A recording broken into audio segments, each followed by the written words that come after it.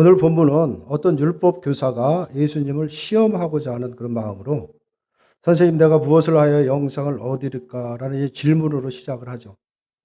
이 질문은 이웃에 대한 이야기가 이어지고 우리가 다 잘 알고 있는 선한 사마리아 사람 그 비유로 이어진다라고 볼 수가 있습니다.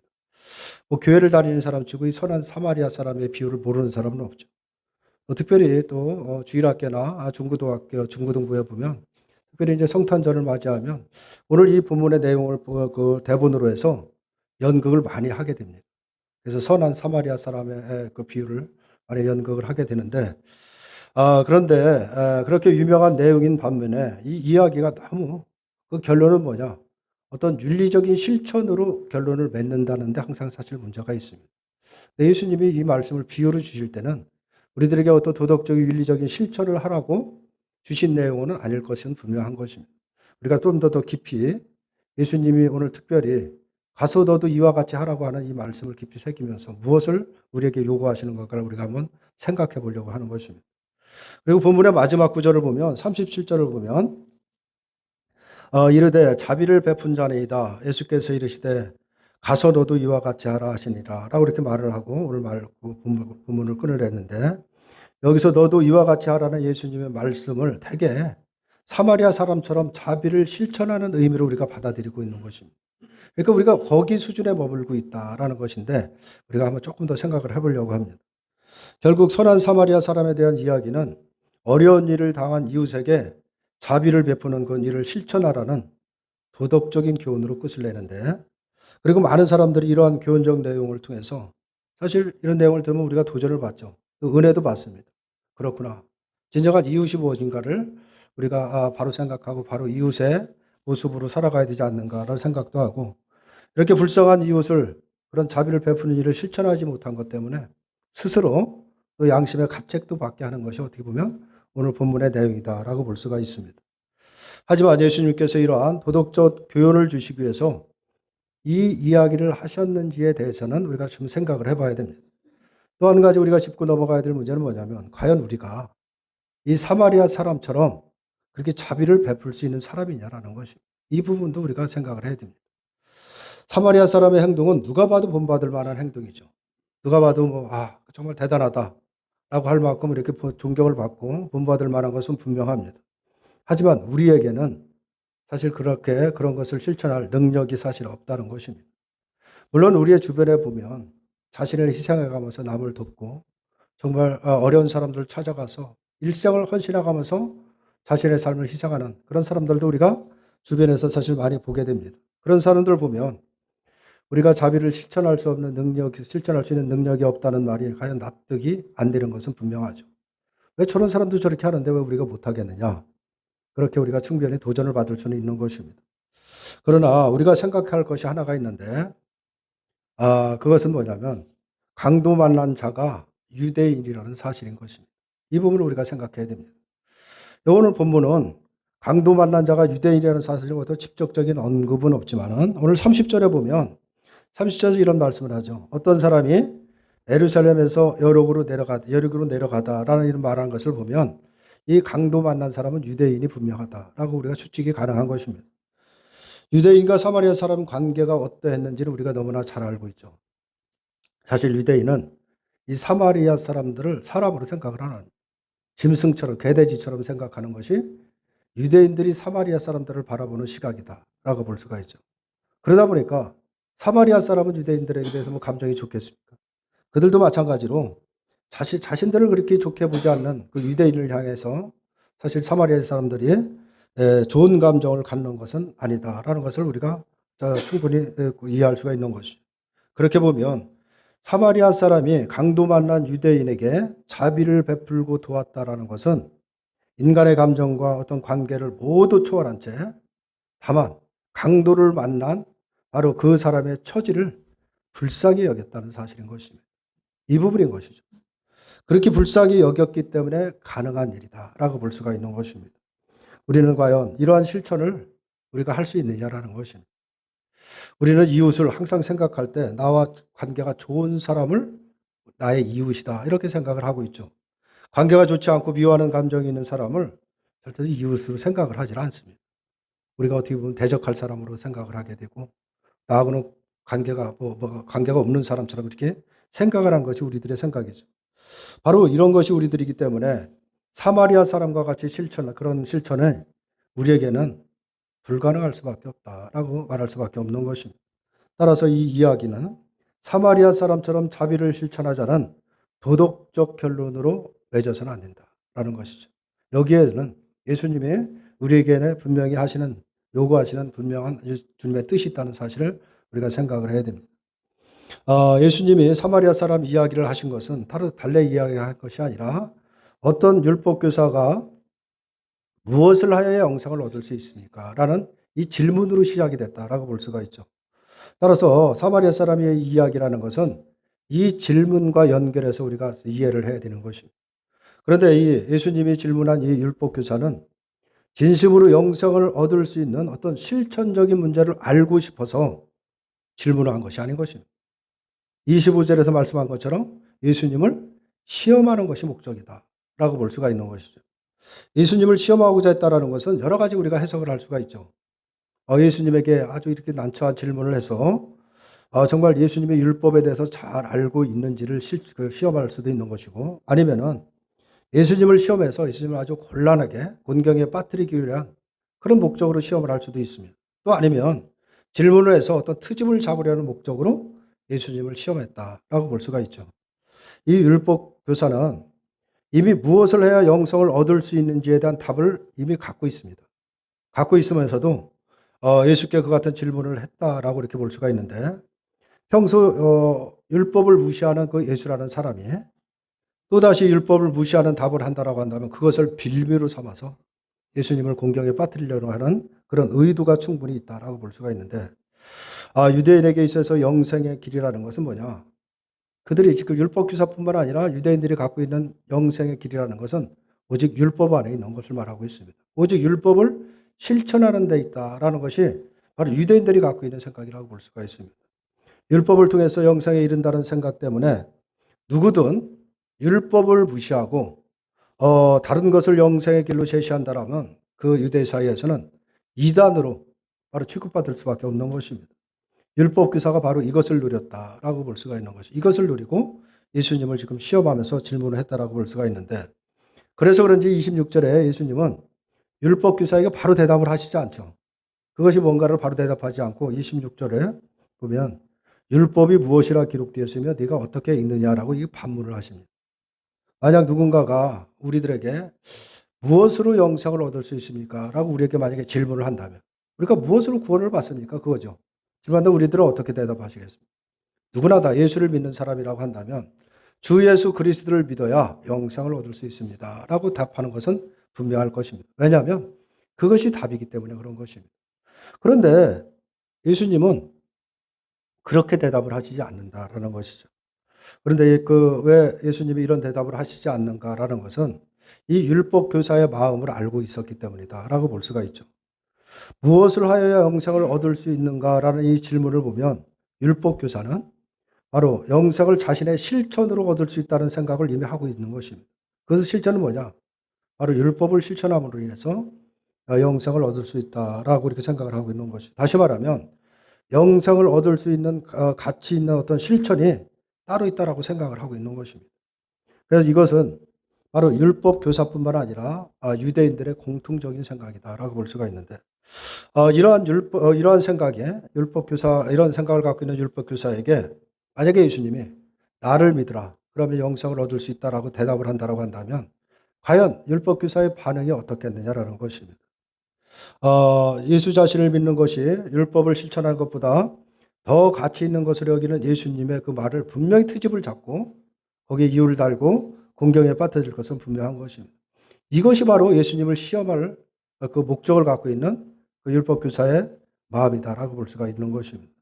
그런데 율법의 실천을 중요하게 여기는 그 율법 교사에게 예수님은 율법이 무엇이라고 말하는지를 반문하시고 27절에서는 율법 교사가 대답을 하죠. 27절을 보면 내 마음을 다하며 목숨을 다하며 힘을 다하며 뜻을 다하여 주 너희 하나님을 사랑하고 또한 내 이웃을 내 자신같이 사랑하라 하셨나이다 라고 답을 합니다.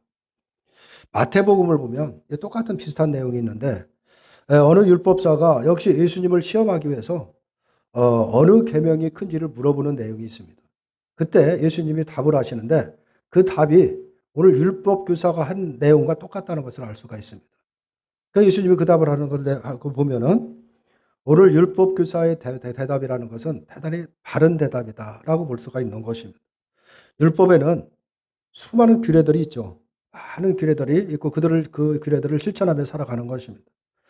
그런데 수많은 규례들 속에서 가치 있다라고 생각되는 다른 율법들을 그런 규례들을 바로 끄집어내고 그걸 실천해야 된다라고 이렇게 말하는 것이 아니라 하나님의 사랑과 이웃 사랑에 대한 그 규례를 영생을 위한 바로 실천적 규례로 언급한다라는 것은 적어도 하나님의 사랑과 이웃 사랑을 최고의 가치로 여기는 또 그것을 실천하기로 여기겠다는 점에서 모범적인 답이다라고 볼 수가 있는 것입니다.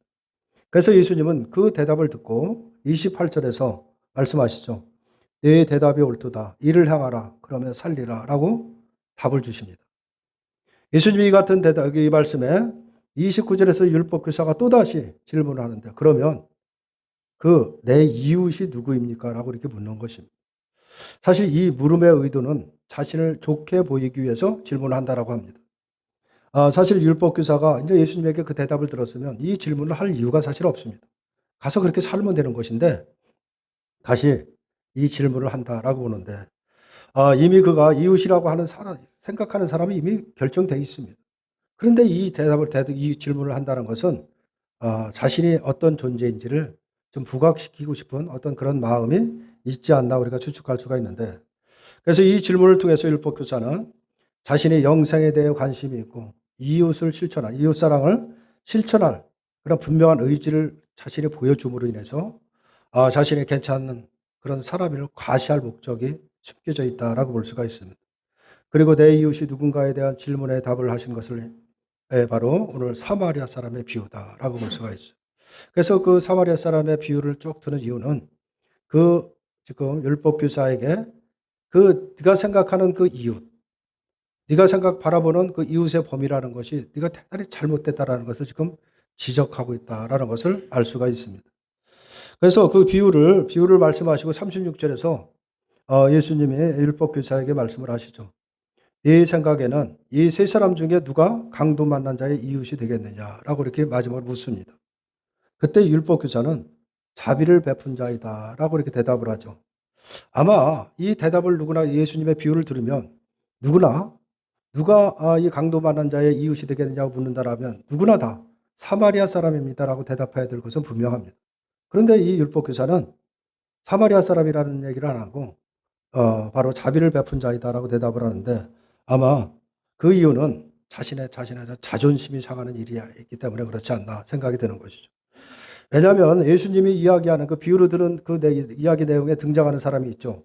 거기는 제사장과 레인이 등장을 하게 되는데 이 사람들이 누구냐면 유대인들이 하나님께 나와서 제사를 드릴 때 그 제사하기를 모든 것을 돕는 사람들이다라고 볼 수가 있죠.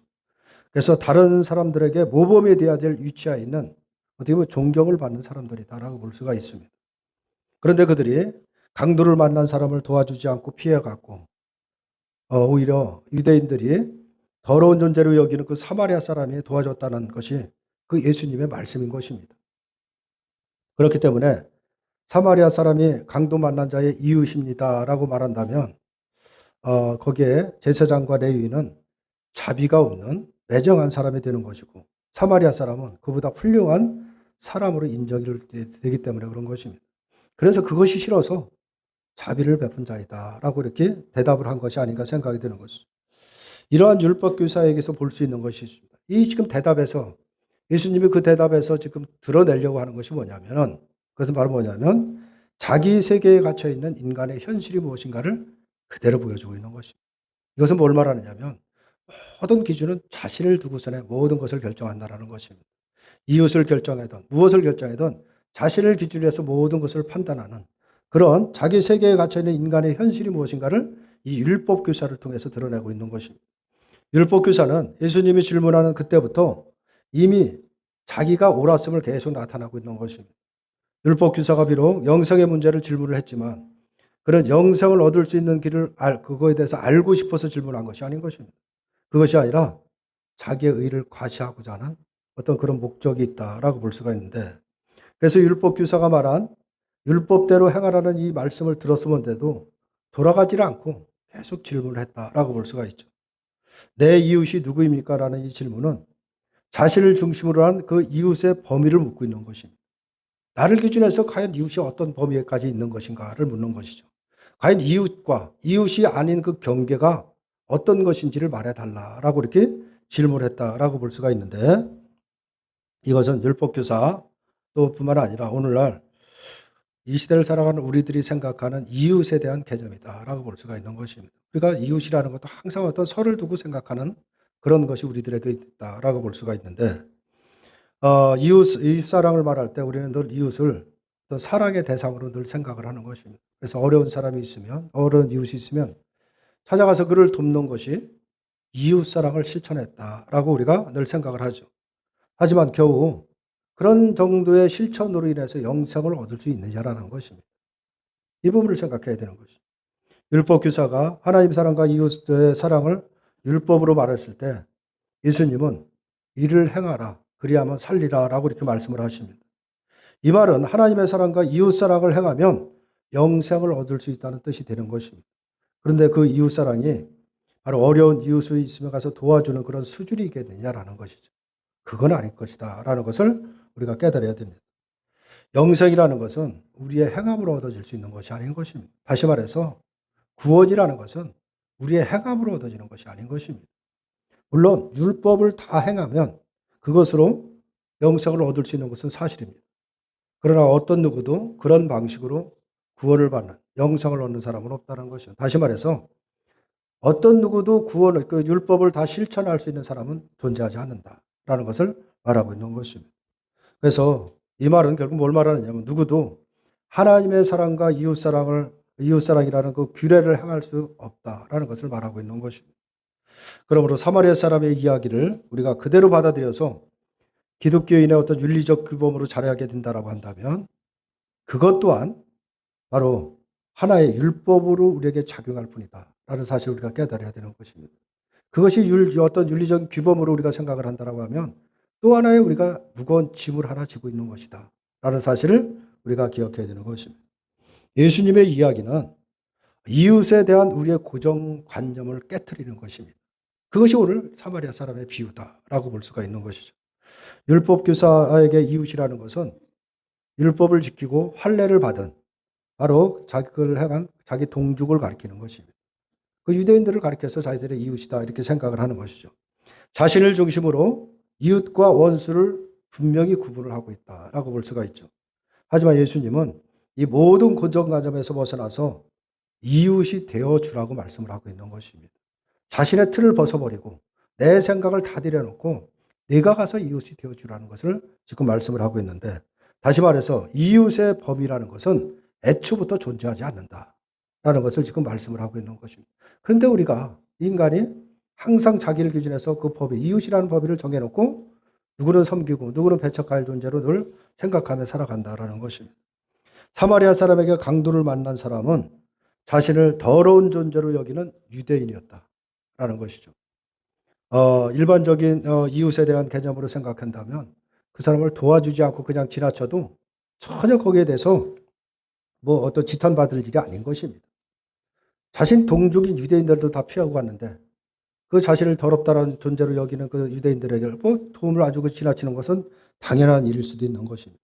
하지만 사마리아 사람은 그 모든 것을 넘어서 오직 강도 만난 그 사람의 처지만을 생각했다라는 것을 지금 말하고 있는 것입니다.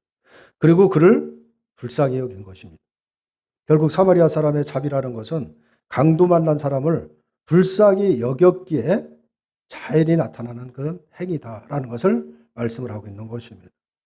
따라서 이 제사장과 레인이 강도를 만난 자를 피한 것은 불쌍히 여기는 마음이 없었다라는 것을 보여주고 있는 것입니다. 사실 제사장이나 레인과 강도 만난 사람들은 다 동족들입니다. 다 유대인들입니다. 그들이 말하는 같은 동족들이다라고 볼 수가 있는데, 일반적인 이웃 개념으로 생각하면 당연히 그들이 도와줘야 되고 그들을 섬겨야 되는 것은 당연한 것입니다. 그럼에도 강도 만난 사람을 피했다는 것은 그들의 마음에 불쌍히 여기는 그 마음이 없었다는 것을 말하고 있는 것입니다. 만약에 그들에게 다가간다라고 한다면 귀찮은 일이 발생한다라는 생각 때문에 그냥 지나친 것이다라고 볼 수밖에 없는 것이죠. 결국 우리에게 이웃이라는 것은 인간관계에 고정된 어떤 대상이 아니다라는 사실을 우리가 분명히 깨달아야 되는 것입니다. 같은 동족이고 같은 고향이고 같은 교회를 다니기 때문에 이웃이 되는 것이 아니다. 이 부분을 우리가 깨달아야 되는 것입니다. 만약 그것이 우리의 이웃이라고 생각한다면 그것은 곧 오늘 이 율법 규사와 다르지 않다라는 사실을 우리가 깨달아야 되는 것입니다. 강도 만난 자의 이웃은 자비를 베푼 사람입니다. 그리고 그 자비는 불쌍한 마음을 가진 데서 시작이 된다라는 사실을 우리가 기억해야 됩니다. 그렇게 보면 이를 행하라고 하는 이 말씀은 단지 불쌍한 사람에게 자비를 베푸고 도와주라는 그 뜻으로 말하는 것이 아니라 누구든 불쌍히 여기는 마음을 갖고 살으라는 것을 말하고 있는 것입니다. 그걸 놓쳐서는 안 되는 것입니다. 그렇게 왜냐하면 불쌍히 여기는 그 마음에서 자비를 베푸는 일이 발생하기 시작이 되기 때문에 그런 것입니다.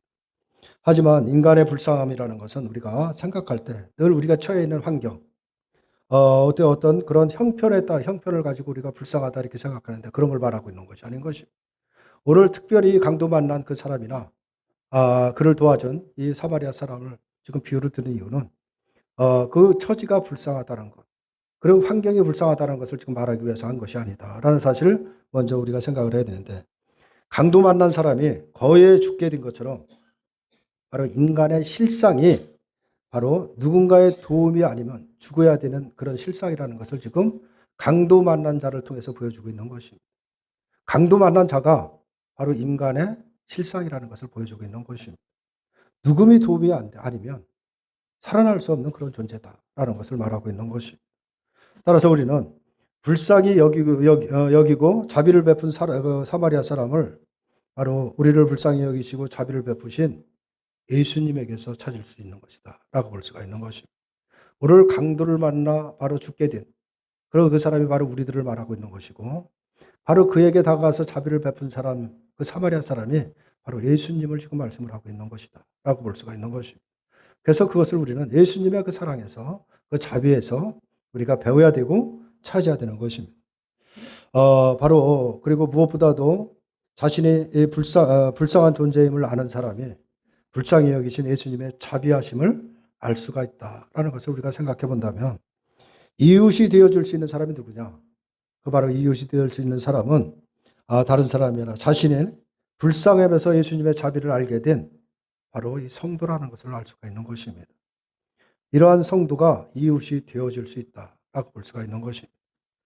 내 이웃이 누구인가? 우리가 먼저 그걸 생각할 것이 아니라 과연 죽음에 처한 나를 불쌍히 여기신 그 예수님의 마음을 우리가 알고 살아가느냐라는 사실부터 우리가 생각해야 되는 것입니다.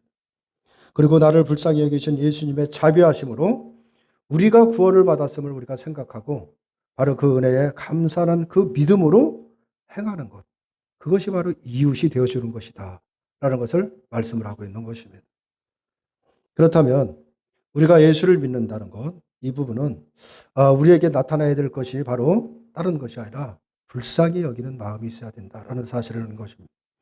내가 예수를 믿습니다라고 할 때 그 믿음의 의미는 뭐냐면 나를 불쌍히 여기신 예수님의 그 자비하심이 무엇인지를 내가 압니다라는 그 의미가 포함되어 있는 것입니다.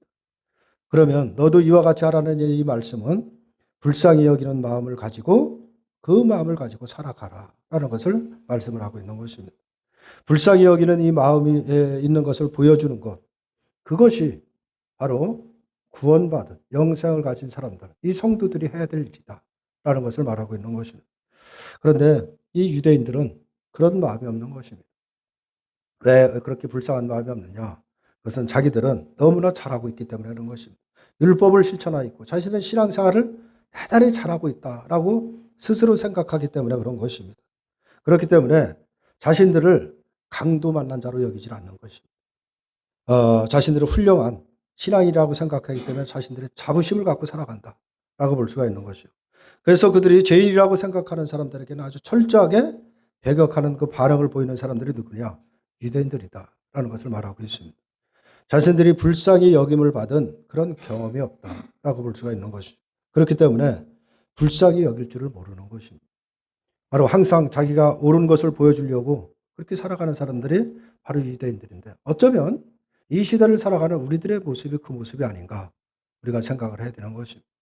우리들은 이미 나의 처지가 어떤 존재인지를 알고 정말 누구의 도움이 아니면 죽어야 마땅한 존재고 죽을 수밖에 없는 존재인데, 정말 나를 불쌍히 여기 주시고 자비의 손길을 베푸신 바로 예수님의 그 은혜를 받은 자라는 것입니다. 그 경험이 있는 자들이 성도라는 것을 말하고 있는 것입니다. 그 성도에서 보여주는 것은 뭐냐? 다른 것이 아닌 것입니다. 내가 받은 사랑, 내가 받은 은혜를 우리가 보여주며 살아가야 된다라는 사실을 우리가 생각을 해야 되는 것입니다. 그래서 내가 강도 만난 자라는 것을 한시도 우리가 잊어서는 안 되는 것입니다. 나는 내가 불쌍한 사람이고 예수님의 자비가 아니었으면 죽음의 자리에 살아날 수 없었다는 그런 존재였다는 것을 늘 항상 마음에 담고 우리가 살아가야 되는 것입니다. 무엇보다도 지금 내가 주를 알게 됐고 또 예수를 믿고 우리가 살아간다는 것, 신앙생활을 할 수 있다는 것이 예수님의 자비의 은총이라는 것을 우리가 늘 마음에 새기고 살아가야 되는 것입니다. 그리고 예수님의 자비하심이 바로 그 자비하심을 받은 성도인 우리들을 통해서 나타나고 증거해야 된다라는 사실도 잊어서는 안 되는 것입니다. 이것이 바로 우리로 하여금 자비를 알게 하시고 이 땅에 보내신 주님의 뜻이다라는 것을 말씀을 하고 있는 것입니다. 불쌍한 우리를 자비하심으로 살려주시고 우리에게 말씀하시는 것은 다른 것이 아니라 내가 너를 불쌍히 여긴 것처럼 바로 너도 그렇게 하라는 것을 말하고 있는 것입니다. 그래서 너희도 가서 그렇게 하라고 말씀을 하고 있는 것입니다. 이웃이 되어주라는 것이죠. 근데 우리가 늘 이웃이라는 개념은 내 생각에서 늘 떠나지 않고 나에게 어떤 관계가 좋은 사람들, 그런 사람들만 우리가 이웃으로 생각을 하고 정말 관계가 불편한 사람들을 이웃이라고 생각하지 않는 그런 어려움 속에서 빠져 있는 것이 아닌가. 다시 말해서 이 율법교사와 다르지 않는가를 우리가 생각해야 되는 것입니다. 그래서 우리는 오늘 예수님이 말씀하신 것처럼 내 존재가 어떤지를 깨닫고 네가 어떤 은혜를 입었는지를 깨닫고 그 마음을 담고 항상 살아가라라는 것을 말씀을 하고 있는 것입니다. 이웃은 어떤 범위가 정해져 있는 것이 아니다라는 것을 말씀을 하셨습니다. 예수님의 말씀은 다른 것이 아니라 우리가 살아가면서 이웃이 되어주라는 것을 말씀을 하고 있습니다. 이 말씀은 누구든 불쌍히 여기는 마음이 있어야 된다는 것을 말씀을 하고 있는 것입니다. 사마리아 사람의 희생으로 강도를 만난 사람이 살아난 것처럼 예수님의 희생으로 우리가 구원을 받았습니다. 예수님의 희생으로 내가 구원되었다는 이 사실을 우리가 깨닫고 그 은혜에 감사함이 그 심령에 살아있는 사람이 바로 이웃이 되어줄 수 있는 사람이다 라는 것을 말씀을 하고 있는 것입니다. 우리를 강도 만난 사람의 처지에 두시고 나를 살리신 예수님의 희생의 은혜가 어떤 것인지를 더 깊이 알아가게 하시고 또 배워가게 하시는 것입니다. 그래서 너도 가서 이와 같이 하라고 말씀을 하고 있는 것입니다. 진정으로 우리는 구원받은 성도가 분명하다고 한다면 내가 어떤 마음을 갖고 살아가야 되는지, 항상 무엇을 결정할 때 내 중심으로 하는 것이 아니라 정말 내가 어떤 존재인지 어떤 은혜를 받은지 자인지를 먼저 생각을 하고 모든 것을 판단하고 결정을 한다고 한다면 우리가 살아가는 삶의 자리에서 주님이 행하신 하나님이 베푸신 그 사랑이 온전히 증거가 된다는 사실을 기억하시고 나는 어떤 마음으로 살아가는지 한번 돌아보시는 저와 여러분들이 되시기를 주님의 이름으로 축원합니다.